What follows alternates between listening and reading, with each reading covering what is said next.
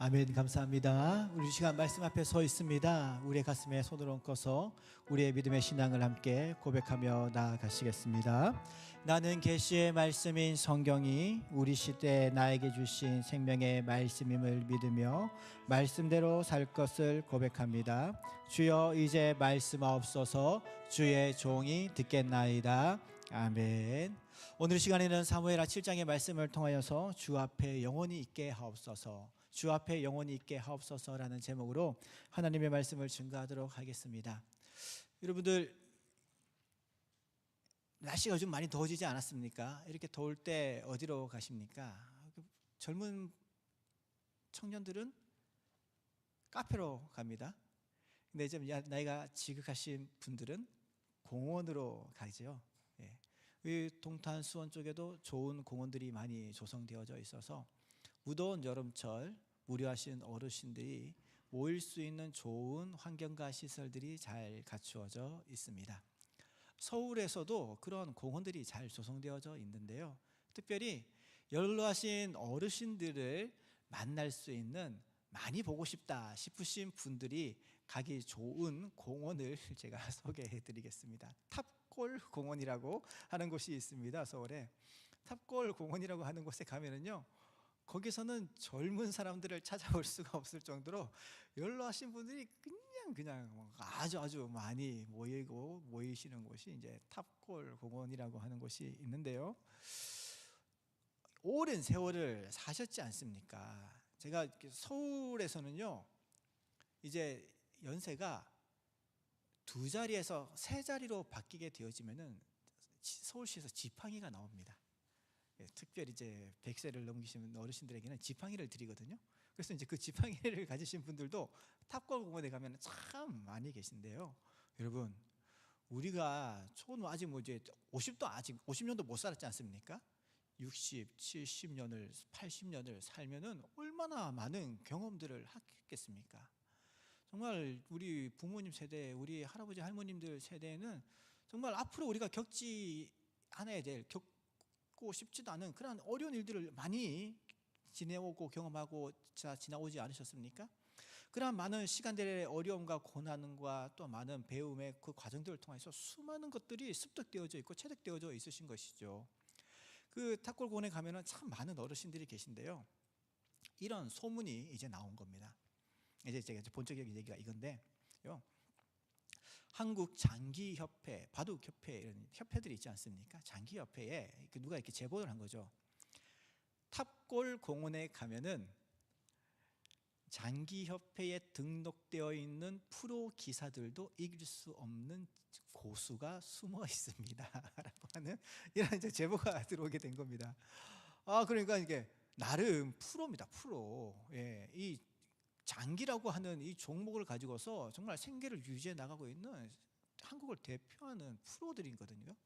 그런데 프로들도 이길 수 없는 고수가 이렇게 탑골 공원에 계신다라고 하는 이 얘기를 들으니까 이제 이게 기사거리가 된 거죠. 그래서 이렇게 기자들과 또한 다양한 유튜버들과 또 협회에서 선정한 이게 앞으로 촉망받는 이렇게 젊은 기사가 이제 탑골 공원에 방문을 하게 되어지고, 그 어르신을 이제 만나가지고 이제 장기 대전을 두게 되어지는데요, 5판 3선승제를 하고서 이제 단기를 두게 되는데 결과는 뻔하죠. 프로 기사가 졌습니다. 장기 말이 얼마나 많이 있습니까? 그죠? 그런데요, 마지막 결정 게임이 끝났을 때에 남아있는 장기 말의 숫자를 봐도 이 게임 자체가 안 되더라고요. 게임 자체가. 이제 유튜브에 이제 채널 검색하시면 이제 곧 이 기사가 나오고 영상도 나오게 될 것 같은데요, 어마어마한 결과인 것이죠. 그런데 이 젊은 그 프로 바둑 기사가 게임에서 지게 되었을 때에 그에게 찾아온 이 좌절과 절망감이 어떠했겠습니까? 나름 대한민국의 탑 클래스라고 이렇게 자부심을 가지고 있던 그였거든요. 그런데 한 방에 자신의 인생에 스크래치가 나버리고 자존심이 무너져 버리게 된 것이죠. 결과는 왜 이런 일이 됐습니까? 내가 볼 수 없었던 길이 있었던 거죠. 그 바둑판 위에서 말이죠. 내가 아무리 머리를 굴려고 고민하고 생각을 해도 내가 볼 수 없는 길이 있었는데 나는 그것을 보지 못했는데 내 앞에 앉아있는 그 할아버지는 그 길을 다 보고 있었던 것이죠. 내가 놓는 수가 저기 앞에 앉아있는 할아버지는 결코 이해하지 못할 거야 라고 하는 다양한 계산과 변수를 가지고서 한 수 한 수를 놓았지만은 그 할아버지 눈에는 그게 다 보이는 수였다라고 하는 것 아니겠습니까? 그러니까 결과가 패배로 나오게 된 것이죠. 사실 우리의 인생도 그렇다라고 하는 것입니다. 오늘 말씀에서 말이죠. 우리가 말이죠, 정말 모든 걸 다 아는 것 같습니다. 완벽한 것 같습니다. 모든 것이 딱 맞아떨어지는 것 같습니다. 그리고 우리는 실행을 하고 계획을 하고 진행을 하는 것이죠. 그런데 나는 완벽한 수를 가지고 진행을 했지만 내가 볼 수 없었던 수많은 난관들이 있었던 것이고, 나의 대적자들은 내가 볼 수 없는 더 많은 수를 가지고 우리를 기다리고 있는 것, 그것이 우리의 인생 아닙니까? 근데 우리는 그걸 모르는 거죠.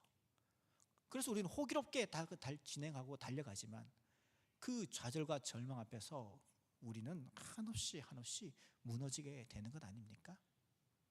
시작할 때는 완벽하다라고 시작을 했는데 마주한 것은 절망이기 때문인 것이죠. 오늘 성경에서 다윗도 그러했다라는 것입니다. 다윗의 인생 얼마나 기구합니까? 처음에는 아버지의 품 안에서 양떼를 치면서 즐겁게 살아갔습니다. 나름 무료한 시간에 하나님을 찬양하고 말씀도 묵상하고 암송하고 맷돌 돌리기도 하면서 말이죠. 가끔씩 그런 사나운 맹수들이 양들을 삼키려고 찾아왔을 때 맷돌을 던졌을 때에 그 맹수들을 물리치기도 했습니다. 사자가 오기도 했었고 곰이 오기도 했습니다. 그런데 하나님의 은혜 가운데 물리치었던 다윗이었던 것이죠. 그런데 그가 골리앗 앞에 설 줄 누가 알았겠습니까? 그런데 하나님의 은혜 가운데 골리앗을 무찌르게 되었죠. 그걸로 이제 끝날 줄 알았는데 사람들은 가만히 있지 않았습니다. 변수가 나타난 것이죠. 사윗이 죽은 자는 천천히고 다윗이 죽은 자는 만만이다. 다윗은 불안했습니다. 그리고 사윗의 마음을 힘들게 했습니다. 그 일들로 인하여서 다윗은 광야로 도망쳐야 되는 도망자의 신세가 되어져 버리고 말았던 것이죠. 한 나라의 최고의 장군으로 서 있다가 말이죠, 본인이 볼 수 없었던 그 변수와 위험 속에서 결국에는 광야라고 하는, 도망자라고 하는, 거지라고 하는 그런 배고픔의 길로 도망가 버렸던 것이 다윗 아닙니까? 그런 광야 속에서 철저히 하나님의 은혜 가운데에 보호하심을 받았고 생명을 이어가는 가운데에 주의 은혜로 다시 왕의 자리에 결국 다윗이 오르게 된 것이죠. 다윗이 광야에 있을 때 얼마나 많이 하나님의 은혜를 받았습니까? 도우심을 받았습니까? 하나님께 기도하고 소원했던 바가 있었던 것이죠. 하나님, 우리나라가 하나님 은혜 가운데 평화로워지고 이 모든 왕권이 안정화되어지게 되면 제가 하나님 앞에 헌신하겠습니다. 그런 헌신의 기도 제목이 바로 성전을 짓는 것이었던 것이죠. 왕이 살고 있는 궁전은 이렇게 화려하고 멋진데 하나님의 보좌가 놓여있는 이곳이 천막 텐트라니 이게 말이 되는가라고 하는 다윗의 마음에 찔림과 안타까움과 눈물이 일어나게 된 것이죠. 광야에서도 나를 지켜주셨던 하나님이시고 나의 왕권을 허락하시고 대적의 국가들로부터 이 나라를 안정하고 평화롭게 지켜주시는 그 하나님의 은혜가 이렇게 강한데 내가 이렇게 가만히 있었어야 되겠는가 라고 하는 마음으로 나단 선지자에게 가가지고 얘기하는 것이죠. 제가 하나님을 위하여서 가장 아름다운 멋진 성전을 짓겠습니다. 이것이 바로 하나님께서 저에게 부어주신 그 은혜에 대한 저의 믿음의 고백입니다 라고 나단 선지자에게 얘기했을 때 나단 선지자는 멋집니다, 아름답습니다, 저도 찬성합니다 라고 이렇게 화답을 했었는데 그날 밤에 문제가 생긴 거죠. 하나님께서 나단 선지자에게 찾아오신 겁니다. 그리고 나단에게 이야기하시는 것이죠. 내가 다윗의 계획을 알고 있다. 나의 대답은 아니요. 하나님께서 다윗을, 그의 가정을, 이 나라를 지켜주시고 보호해 주신 그 은혜에 대한 저 순수하고 아름다운 그 마음을 하나님 아시지 않습니까? 알고 있지. 하나님의 그 성전을 짓겠다는데요, 알고 있지. 그러나 나의 대답은 아니요 인 것입니다. 다윗이 그 하나님의 결과를, 말씀을 나단 선지자를 통해서 들었을 때에 그의 마음은 어떠했을까요? 내가 하나님을 이렇게 사랑하는데, 나는 정말 이 마음을 가지고서 모든 것을 다 쏟아부을 자신이 있는데, 이것을 통해서 그 하나님의 이름을 높여드리기를 원하는데 하나님의 대답은 아니요인 것이죠. 사랑하는 성도 여러분, 우리의 인생에도 이러한 일들이 있지 않습니까? 아니요라고 말이죠. 우리의 마음의 소원을 하나님 앞에 기도하며 나아갈 때가 얼마나 많이 있습니까? 때로는 나의 갈급함 때문에 기도할 때가 있고, 때로는 하나님께서 부어주신 그 은혜 가운데에 우리가 소원하고 헌신할 때가 있지 않습니까? 그런데 돌아오는 대답과 내가 생각하고 꿈꾸고 생각했던 그 결과가 전혀 다르게 올 때 말이지요. 아니요. 그럴 때 우리 마음도 그 탑골 공원에서 할아버지에게 폐하했던 그 젊은 바둑 장기 프로 기사와 같이, 다윗과 같이 무너지지 않을까요? 저도 그런 것 같습니다.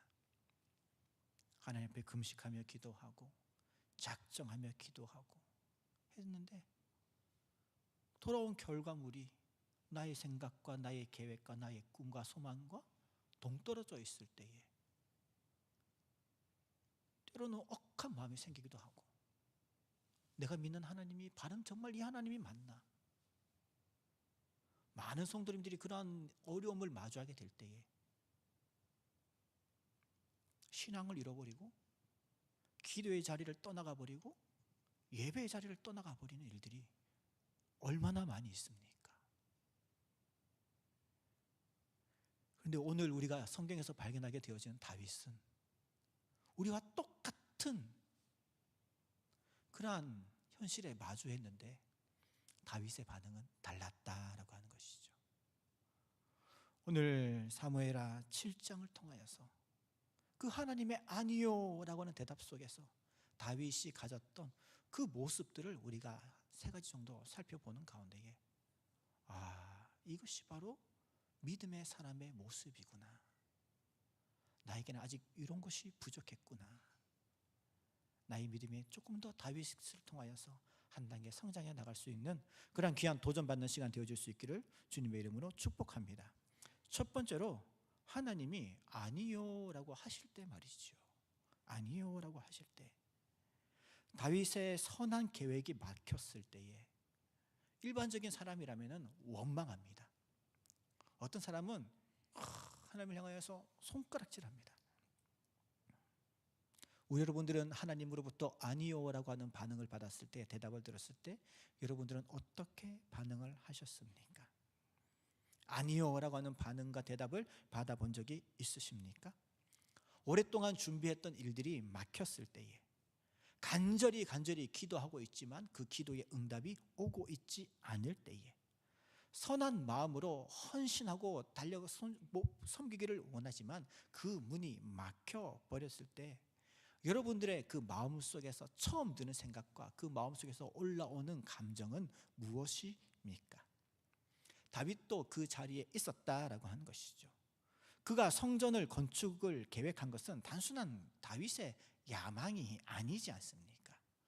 한 나라를 다스리는 왕으로서 말이죠. 왕궁을 위하여서 짓는 돈도 어마어마하게 많이 들어가는데 그것보다 더 많은 예산과 시간과 사람들을 사용하여서 말이죠. 성전을 짓는다는 것? 그거는 이성적으로 바른 계획이 아닌 것이죠. 그만큼 다윗은 하나님을 사랑하는 마음에서 순수한 헌신하고자 하는 마음으로서 이러한 결단을 내리지 않았습니까? 그런데 하나님의 대답은 아니요라고 하는 것이죠. 그때의 다윗의 모습이 18절에 나와 있습니다. 18절 말씀을 제가 읽어드리겠습니다. 다윗 왕이 여호와 앞에 들어가 앉아서 이르되 주 여호와여, 나는 누구이오며 내 집은 무엇이기에 나를 여기까지 이르게 하셨나이까? 라고 고백하고 있는 것이죠. 일반적인 이 시대의 현대 도시 성도라면은 아니요 라고 하는 대답을 들으면 떠나갑니다. 내가 다시는 오냐 봐라 라고 하면서 그냥 떠나가 버립니다. 여기에만 하나님이 있냐? 저쪽 교회도 하나님이 있다라고 하면서 떠나가 버리는 것이죠. 그런데요, 다윗은 아니요 라고 대답을 들었지만 떠나가지 않았습니다. 오히려 성전 안에 들어가 앉았다라고 이야기하고 있습니다. 여전히 본인이 기도하고 예배하던 그 자리를 지켜나가는 것, 이것이 바로 다윗의 마음이었다라고 하는 것이 바로 우리와 다윗의 다른 점이라고 할 수가 있겠지요. 다윗은 하나님을 여전히 신뢰했습니다. 왜냐고요? 내가 볼 수 없는 그 한 수가 하나님에게는 있다라고 하는 신뢰감과 믿음이 그에게 있었기 때문인 것입니다. 사랑하는 비전항성교회 성도님 여러분, 우리는 연약한 존재입니다. 하나님의 은혜 없이는 우리가 살아갈 수 없습니다. 그러다 보니 때론 우리 가운데 건강이 어려움이 왔을 때에, 가정에 어려움이 오고 자녀에 대한 어려움이 오고 큰 문제 앞에 있을 때에 우리가 당연히 하나님 앞에서 기도하는 것 당연하지 않습니까? 그런데요, 내가 원하는 그 기도의 응답과 결과가 맺혀지지 않을 때에 우리는 좌절하고 낭망하고, 때로는 그럴 때마다 나의 믿음에 문제가 있는 게 아닌가? 라고 하는 나를 향한 자꾸 채찍질이 생기는 것, 이것이 우리들의 모습 아닌가요? 그런데요, 하나님이 다윗에게 아니요 라고 했던 이유는 다윗에게 부족함이 있었기 때문이 아니었습니다. 하나님은 다윗에게 더 큰 것을 준비하고 계셨기 때문에 아니오라고 한 것이죠. 그 큰 것은 바로 하나님의 보호하심은 다윗이 광야에 있을 때만 나타난 게 아니다라는 것이죠. 하나님의 보호하심이 다윗이 양치기 하는 어린 아이일 때만 하나님의 보호하심이 있다는 게 아니다라고 하는 것입니다. 너가 그동안에 나의 은혜와 사랑에 감사하여서 이런 마음을 드리는 거 내가 알아. 그런데 다윗, 너 이거 순수하고 아름다운 마음을 내가 다 알고 있지. 그런데 혹 내가 너를 사랑하는 마음과 너를 보호해 주려고 했던 마음이 이제는 끝이다 라고 생각하니 그렇지 않아. 나는 지금에도 그렇고 성전이 중요한 게 아니야. 나는 어디에도 거할 수 있는 하나님이야. 나의 마음은 오직 너밖에 없어. 너가 잘 되고 너가 건강하고 너뿐만 아니라 너의 가정과 너의 집안이 나의 은혜와 보호를 받으면서 아름다운 믿음의 명문 가정 되어지는 것, 그것이 바로 너를 향한, 너의 자녀들을 향한 나의 마음이야 라고 하는 이것을 다윗이 알게 되었기 때문에 다윗은요, 하나님을 향하여서 아니요 라고 한 대답을 들었지만 내가 볼 수 없는 더 큰 하나님의 은혜의 길이 있음을 발견함으로 말미암아 그곳에서 주여 내가 무엇이간데 이토록 나를 사랑하여 주시는지요, 내 집이 무엇이기에 이토록 지금까지 나를 이곳 가운데에 이르게 하셨는지요, 이것이 바로 18절을 통해서 나오는 다윗의 믿음의 고백이다라고 하는 것이죠. 주님을 향한 거절이 있었지만 그럼에도 불구하고 저는 이 자리에 나왔습니다. 주님, 내가 무엇이기에, 우리 집안이 무엇이기에 이토록 사랑하여 주시고 우리의 가정을 향해서 이러한 놀라운 축복의 약속을 전하고 계시는지요. 영원토록 제가 주님만을 사랑하겠습니다. 이것이 바로 아니요 라고 하는 대답 가운데서 발견하게 되어지는 다윗의 도전적인 모습이 되어지는 것입니다. 사랑하는 비전항성교회 성도님 여러분, 여러분들의 앞에 닫혀있는 문들이 있으십니까? 막혀있는 기도가 있으십니까? 다윗처럼 하나님 앞에 앉으십시오. 기도의 자리를 계속 유지하시고 그 자리를 다시 회복하십시오. 내가 볼 수 없는 더 크고 놀라운 길 하나님께 있습니다. 그리고 그 하나님께서는 여전히 나를 사랑하시고 나를 위하여 일하고 계시고 나를 위하여 그 길을 준비하고 계시는 분이 우리 하나님이신 줄 믿습니다. 그러한 신실하심의 은혜가 여러분들의 삶 가운데 늘 함께 하시기를 주님의 이름으로 축복합니다. 두 번째로 다윗은 그 기도할 마음이 어디에서부터 나왔을까요? 어디에서부터 나왔을까요? 처음 나단 선지자를 통하여서 하나님이 아니요 라고 하셨을 때에 다윗의 마음은 저는 무너졌을 것 같습니다. 근데 하나님께서는 나단 선지자를 통해서 하나님의 뜻과 계획을 지속적으로 말씀하여 주신 것이죠. 내가 지금까지만 너와 함께 하는 것이 아니라 앞으로도 영원토록 너와 너의 가정과 너의 자녀들과 너의 후손들과도 내가 함께 하겠노라 라고 말이죠. 이런 하나님의 축복은 돈으로 살 수 없는 것입니다. 인간의 능력과 의지로 살 수 없는 것이고 철저히 하나님의 은혜로만 우리가 경험할 수 있는 축복인 것이죠. 다윗은 이러한 하나님의 말씀을 붙든 것이죠. 그 말씀을 붙들게 되니까 그 말씀을 붙들고 기도하게 되어지는 것 아니겠습니까?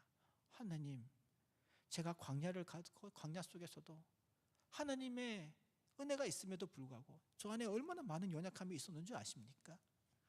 그런데도 하나님께서는 여전히 저를 사랑하여 주시네요.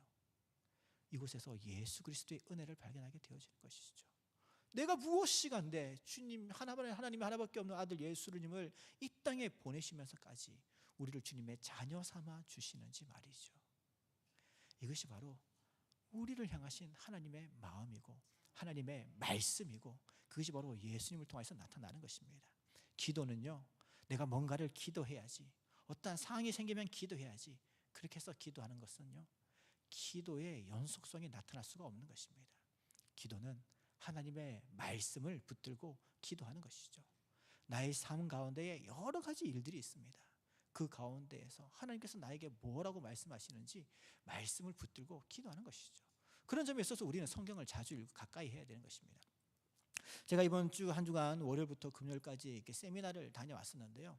저기 서울 쪽에 사시는 한 성도님 가정을 방문을 했었는데 이런 간증을 하시더라고요. 이분이 젊을 적에 이제 처음에 가정을 이루었을 때에 참 좋은 꿈을 가지고서 여인으로서 가정 생활을 시작했는데 이 가정 주부라고 하는 자리가 만만한 자리가 아니지 않습니까? 아침 일찍 새벽부터 출근시켜 드려야 되죠. 또한 자녀들 아이들 학교 또 등교시켜야 되죠. 아이들이 오기 전까지 남편이 돌아오기 전까지 집안 청소 정리 식사 준비까지 다 해야 되죠. 설거지 다 해야 되죠.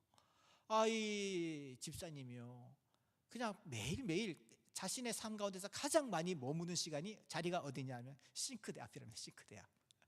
항상 싱크대 앞에서 3m 이상을 벗어나지를 못하는 것이 자기 인생인 거예요. 그래가지고 힘들 때마다 좀 쉬어야 되겠는데 그 싱크대에서 침대나 어디 소파까지 가기도 힘든 거죠. 그래가지고 결국에는 그 싱크대 앞에 자그마한 의자를 하나 갖다 놓으셨답니다. 의자를 하나 갖다 놓으시고 그리고 그 의자 위에 성경책 한 권 올려놓고요. 그리고 설거지 하다가 좀 힘들 무릎 아프고 이렇게 허리가 아프고 그러면은 이제 그 의자에 앉아서 이제 성경책을 이제 한 장씩 이제 읽어 나가시는데 그 짧은 시간이죠. 뭐 잠깐 앉아서 쉬는 동안에 성경 한 장 읽은 동안에 오늘 우리 가정 가운데 나를 힘들게 했던 어려움들이 있었는데 이 말씀을 읽다 보니까 이 말씀이 위로가 되는 겁니다. 그래서 거기다 밑줄 한 장 촥 치고 어쩔 때는 이렇게 좀 세게 위로가 되는 겁니다. 형광펜으로 밑줄 촥 치고 이러면서 그 젊은 아내의 시간, 어머니의 시간들을 이제 다 보내고 이제 아이들이 이제 출가까지 하게 된 거죠. 근데 하루는 이제 딸이 집에 와가지고 엄마 이거 뭐야? 라고 하면서 그 성경책을 발견했는데 이제 어머니가 이제 자신의 스토리를 얘기해 준 거죠. 이렇게 하면서 이렇게 만들어져 읽었던 성경책이야. 그랬더니 딸이 딱 보는데요. 정말 주부로서, 여인으로서, 아이들을 양육하는 엄마로서 겪고 있는 본인도 똑같이 경험하고 있는 힘든 부분들이 있는데 나의 엄마가 은혜 받았던 그 말씀 성경책에 다 기록이 되어 있으니까 이것만 봐도 본인이 위로가 된답니다. 위로가. 엄마가 이 말씀을 붙들고 기도하여서 그 현실들을 이겨낼 수 있었구나. 그래가지고요 그 딸이 엄마한테 엄마 이 성경책 놔줘. 그래가지고 그 성경책을 가져갔다고 하더라고요. 저는 지금까지 자녀들을 위해서 성경 필사하시는 부모님들을 진짜 많이 봤거든요. 그래가지고 결혼할 때, 출가할 때 엄마가 아빠가 너를 위하여서 눈물로 쓴 성경책이란다 이렇게 주는 분들은 제가 많이 봤는데 그 정말 싱크대 앞에서 설거지에 그 자국들이 띄고 어머니의 눈물이 띄고 땀방울이 띄어지고 때로는 싱크대에서 의자에서 떨어져서 구겨져 있던 그 성경책이 그 어떠한 성경책보다도 더 은혜가 되고 위로가 되어지고 기도가 되어지는 것이 없구나라고 하는 것을 발견하게 되었다는 것인데요. 기도는요 그렇게 되어지는 것입니다. 말씀, 우리가 읽는 말씀, 우리가 붙드는 말씀, 나에게 주시는 그 말씀을 붙들게 될 때에 그곳 가운데에 기도가 더 깊어지는 것이고 기도의 은혜를 경험하게 되어지는 것이죠. 다윗도 그랬던 것입니다. 그에게 찾아왔던 그 마음이 한순간에 사라졌을까요? 그 거절감 말이죠. 아니요라고 하는 말이죠. 오래오래 남습니다. 그 마음이 말이죠. 힘든 마음이 말이죠.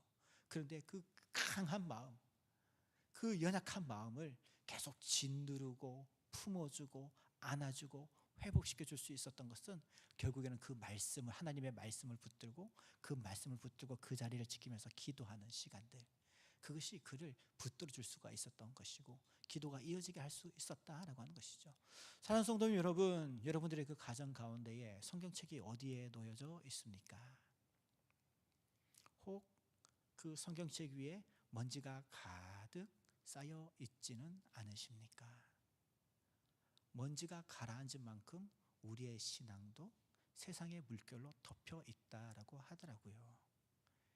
이제 그 성경책 위에 덮여 있는 먼지를 털어내시고 여러분들의 삶들을 힘들게 하는 그 많은 세상의 감정으로부터 자유하시고 주의 말씀을 붙들고 기도하는 가운데에 그 은혜의 자리를 사모하실 수 있는 다윗과 같은 기도의 신앙이 여러분들 가운데 회복될 수 있기를 주님의 이름으로 축복합니다. 마지막으로 여러분들의 그 기도의 중심에는 과연 누가 있습니까? 다윗의 최종 마지막 이 기도의 간구를 보면은요, 주님 앞에 영원히 있게 하옵소서라고 하는 것이 다윗의 마지막 고백인 것이죠. 오늘 설교 제목도 이것입니다. 주 앞에 영원히 있게 하옵소서라고 말이죠. 우리는 많은 부분들을 가지고서, 이유를 가지고서 하나님 앞에 기도하고 있지 않습니까? 기도해야죠. 건강을 위해서도 기도하고, 가정을 위해서도 기도하고, 자녀들을 위하여서, 취업을 위해서도, 이직을 위해서도 기도할 이유들이 얼마나 많이 있습니까? 많은 것들을 위해서 다 기도해야 되죠. 그런데 그 기도의 결론은 무엇입니까? 여러분입니까? 아니면 하나님입니까? 좀 다르게 바꿔서 얘기해 볼까요? 여러분들이 원하시는 건 하나님이십니까? 아니면 하나님이 주시는 겁니까? 다윗은 하나님이 주시는 것의 신앙에서 이제 이 사무엘하 7장을 통하여서 하나님이면 됩니다 라고 하는 신앙으로 바뀌게 되어지는 것이죠. 오늘날 많은 성도님들이 하나님이 주시는 거에만 마음이 가 있습니다. 정작 중요한 하나님은 마음에 두지 않는 것이죠. 그러니 내 삶의 주인은 하나님이 아니라 내가 되는 것이죠. 하나님이 주시는 것들로만 채우고 나의 기쁨과 정욕과 자랑을 위하여서 그것으로만 채우려고 하는 내가 주인이 되어지는 이것이 우상 숭배인 것입니다. 다윗은 하나님의 그 거절 속에서 내가 볼 수 있는 더 크고 놀라운 하나님의 신의 한 수가 있음을 발견하게 되어짐으로 말미암아 이제는 나의 삶의 어려움들을 다 기도하면서 나아가지만 이 일들을 통하여서 내가 영광 받는 것이 아니라 하나님이 영광 받으시고 하나님의 그 뜻과 계획하심 속에서 이 모든 것들이 이루어지고 하나님 안에만 하나님과 함께 거할 수 있다면, 주님과 함께만 할 수 있다면 저는 그것으로 족합니다. 이런 믿음의 신앙이 다윗에게 나타나게 되었다라고 하는 것입니다. 한 나라의 왕입니다. 왕으로서 기도할 기도의 제목은 주여 이 나라에 강력한 군사력을 주옵소서. 그것이 왕의 기도 아니겠습니까? 물론 그런 기도도 했겠죠. 그래서 다윗은 이 자리에서 그렇게 기도하지 않았다는 것이죠. 저는 그저 주 앞에 영원히 있기를 원합니다. 저뿐만 아니라 우리의 가정과 우리의 가문이 말이죠. 이 당시에는 이제 왕권 시대, 그런 왕의 시대들이니까 왕이 세워지면 그 아들이 왕이 되고 왕이 되고 왕이 되는 건 아닙니까? 그와 마찬가지로 우리의 가문이, 우리의 가정이, 우리의 집안이 주 앞에 있기를 원합니다. 이 뜻은 이 나라가, 우리의 모든 백성이, 우리 모두가 다 하나님 안에 모아하고 하나님과 함께 동행하는 그런 삶을 살아가는 나라가 되기를 원합니다 라고 하는 그런 더욱더 아주 수준 높은, 정말 하나님을 나의 주로 섬기는 그런 믿음의 고백이 다윗의 입술을 통해서 나오게 된 것이죠. 그런 아니요라고 하는 대답을 들었음에도 불구하고 다윗은 철저히 그 말씀을 의지하면서 자신의 신앙의 변화를 입술의 고백을 통하여서, 삶의 결단을 통하여서 바꿔나가고 있음을 이 말씀을 통해서 보게 되어지는 것입니다. 쉽지 않습니다. 어렵습니다. 그러나 하나님의 그 신실하심의 은혜를 우리가 신뢰하며 나아가게 될 때에 어느 순간 우리의 입술을 열어서 저도 이제는 다윗과 같이 주 앞에 영원히 거하는 삶을 살기를 원합니다. 말씀을 가까이 하며 기도하는 삶을 살기를 원합니다. 주님, 제 뜻은 이러하지만 그러나 제가 볼 수 없는 또 하나님의 그 놀라운 신의 한 수가 있다면 그 일들을 저의 삶 가운데 역사하여 주시고 진행하여 주시고 나를 사랑하시는 그 하나님의 완벽한 그 계획하심 속에서 한치의 오차도 없이 나의 삶 가운데 놀라운 주의 은혜를 공급하여 주시옵소서.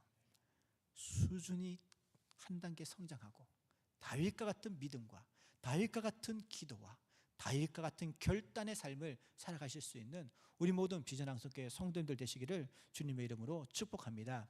말씀을 마무리하겠습니다. 오늘 우리는 다윗의 기도를 통하여서 세 가지 질문을 마주했습니다. 하나님의 아니요 앞에서 나는 어떻게 반응합니까?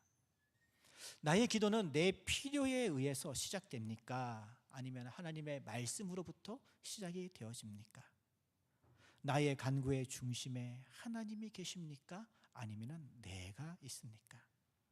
이 세 질문은 결국 하나인 것이죠. 나는 지금 하나님 앞에 앉아 있습니까? 다윗의 기도는 하나님 앞에 앉는 것으로 시작해서 주 앞에 영원히 있게 하옵소서라고 하는 그 기도로 마치게 되어집니다. 원망이 감사로, 찬양으로 바뀌게 된 것, 이것이 바로 다윗의 기도의 모습이 되어지는 것이죠. 그리고 하나님께서 다윗에게 약속하셨던 내 집과 내 나라가 내 앞에서 영원히 보존되고 내 왕위가 영원히 견고하리라 라고 약속하셨던 그 약속은 예수 그리스도를 통하여서 이 땅 가운데 온전히 이루어지게 되었습니다. 그리고 영원토록 우리를 향하여서 허락하여 주신 그 구원의 은혜를 돌리지 아니하시고 포기하지 않으시고 지속적으로 영원토록 우리가 천국 가는 그날까지 우리와 오히려 동행하여 주시고 우리와 함께 머물러 주시고 나를 품어주시고 안아주시는 예수의 은혜가 지금도 우리와 함께 하실 것이고 이 한 주간도 우리와 함께 하여 주실 줄 믿습니다. 그 주의 은혜 가운데 믿음으로 승리하시고 주 앞에 영원히 거하는 그런 믿음의 삶, 기도의 삶을 살아가시는 우리 모든 비전 항성교회 성도들 되시기를 주님의 이름으로 축복합니다. 우리 말씀을 생각하시면서 함께 기도하며 나아가실 때에 하나님, 내가 무엇이기에 이토록 사랑하여 주십니까? 연약한 모습들이 많이 있고 부족한 모습들도 많이 있는데 우리가 보지 못하여서 하나님